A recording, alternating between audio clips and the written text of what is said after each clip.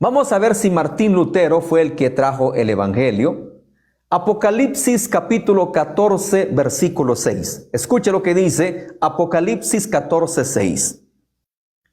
Y vi volar por en medio del cielo a otro ángel que tenía el Evangelio eterno para predicarlo a los moradores de la tierra, a toda nación, tribu, lengua y pueblo. ¿Dónde nació el Evangelio? ¿Dónde? Ahorita no estoy recibiendo llamadas. Estoy predicando. Cuando predico no recibo llamadas. ¿Dónde nació el Evangelio? El Evangelio nació en el cielo, en el corazón de Dios. Allí nació el Evangelio. Así que el católico no puede decir, nosotros trajimos el Evangelio. Los evangélicos tampoco pueden decir, nosotros trajimos el Evangelio.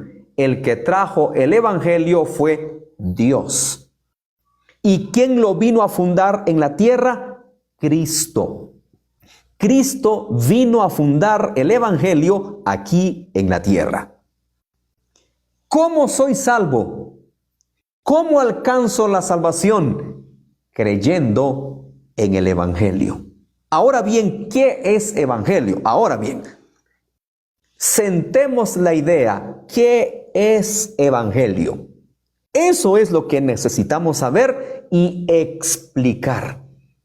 ¿Qué es el Evangelio?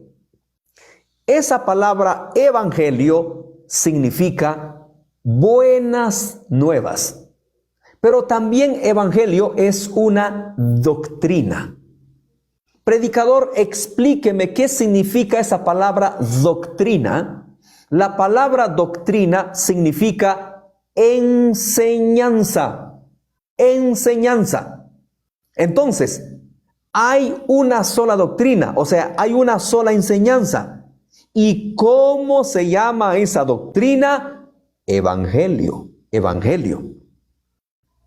¿Qué es evangelio? Evangelio significa buenas nuevas. ¿Buenas nuevas de qué? Buenas noticias de qué. El hombre, cuando hablamos de hombre, incluye a la mujer. El hombre había pecado. El hombre transgredió el mandato divino. Y por un hombre llamado Adán entró el pecado al mundo. Y absolutamente todos venimos arrastrando ese pecado.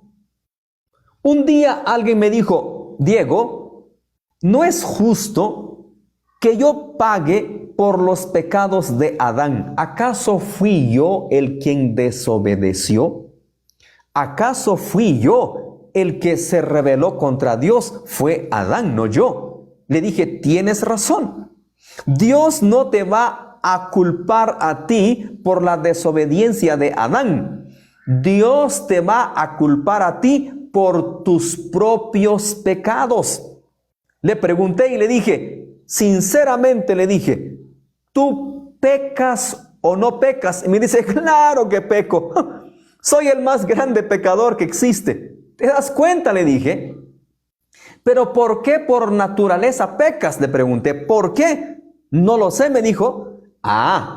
Porque todos venimos de Adán y venimos arrastrando esa maldición que se llama pecado.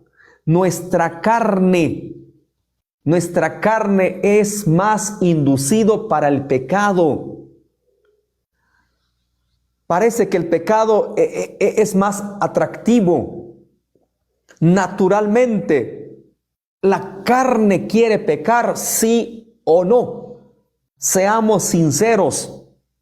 Le pregunto, ¿verdad que es más fácil ver un partido de fútbol que tirarse media hora de rodilla? ¿Sí o no? ¿Verdad que es más fácil ver una película en Netflix que estar sentado 40 minutos escudriñando las escrituras. ¿Verdad que sí? ¿Verdad que es más fácil ir a jugar un partido de fútbol y que tomar tu Biblia, ir a predicar a la calle?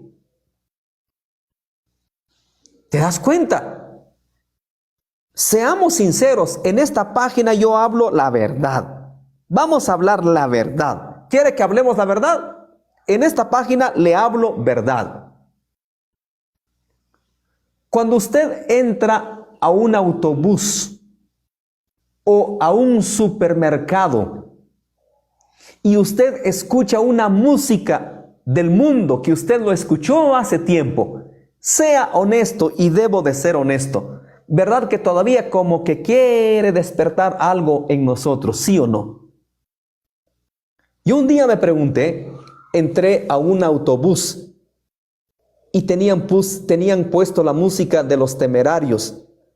Y voy a ser bien honesto, obviamente no llevaba audífono y no podía cerrar mis oídos, no voy a poder cerrar mis oídos.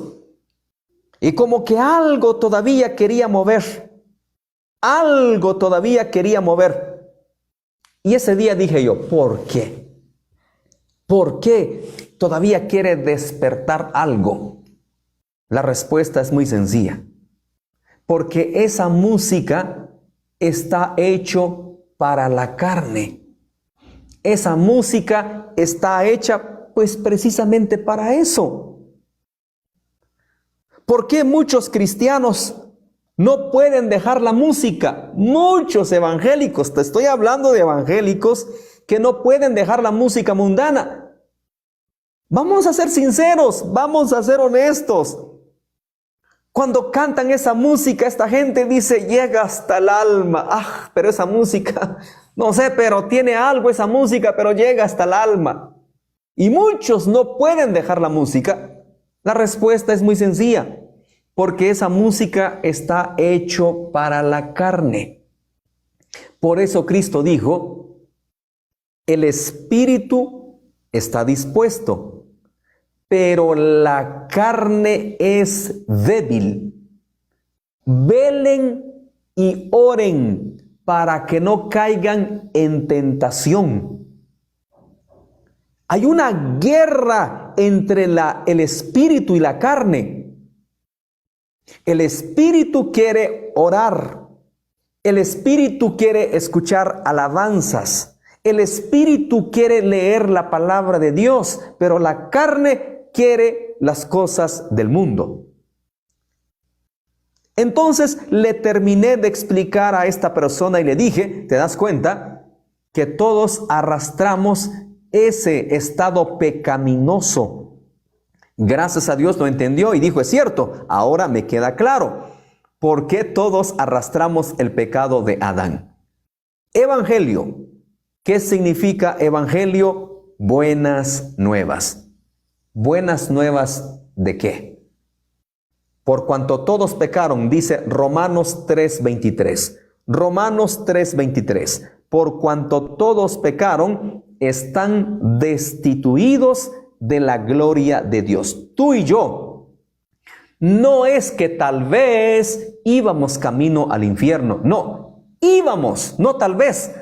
Íbamos camino al infierno. Íbamos camino a la condenación. No es que tal vez yo iba camino a la condenación. No, no es que tal vez. Íbamos camino a la condenación. Y este es el evangelio.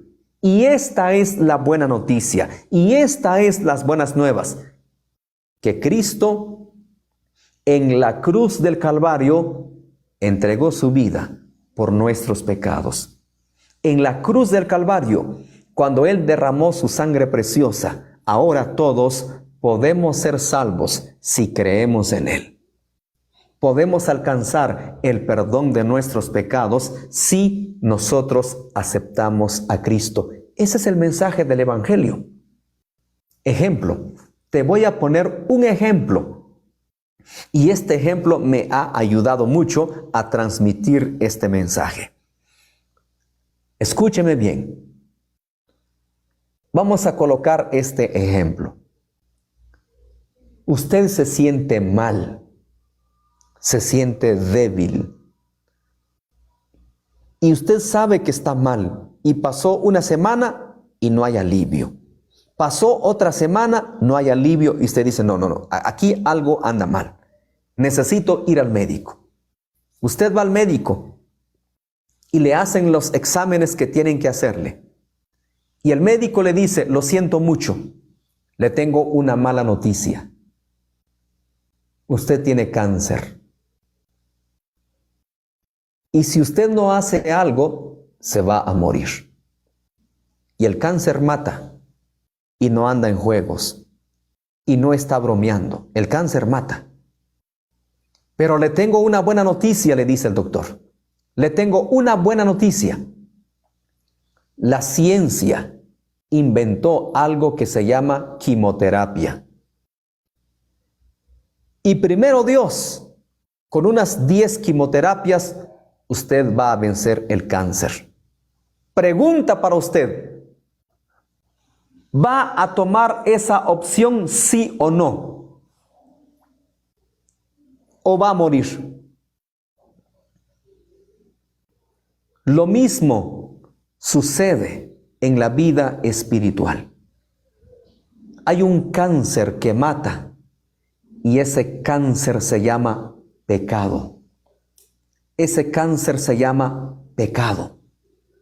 Y mata. Y de verdad mata. No está jugando. Claramente dice Romanos capítulo 6, versículo 23. Porque la paga del pecado es muerte. Mas la dádiva de Dios es vida eterna en Cristo Jesús, Señor nuestro. El médico es Dios y por medio de su palabra nos hace un diagnóstico, y el diagnóstico es que somos pecadores, y el diagnóstico es que vamos a la condenación. Pero Cristo dice, les tengo una buena noticia, les tengo una gran noticia, mi sangre los puede salvar. Mi sacrificio les puede sanar. Así como la quimioterapia puede sanar ese cáncer. La sangre de Cristo es la medicina a ese cáncer llamado pecado. Ese es el Evangelio. Ese es el mensaje de las buenas nuevas. Puede ser que alguno dice, mire, he pecado. He hecho tantas cosas, he adulterado, he practicado brujería, he practicado espiritismo, he robado, he hecho tantas cosas. ¿Hay perdón para mí? Por supuesto que sí. Isaías 1:18 dice, venid luego, dice Jehová, y estemos a cuentas.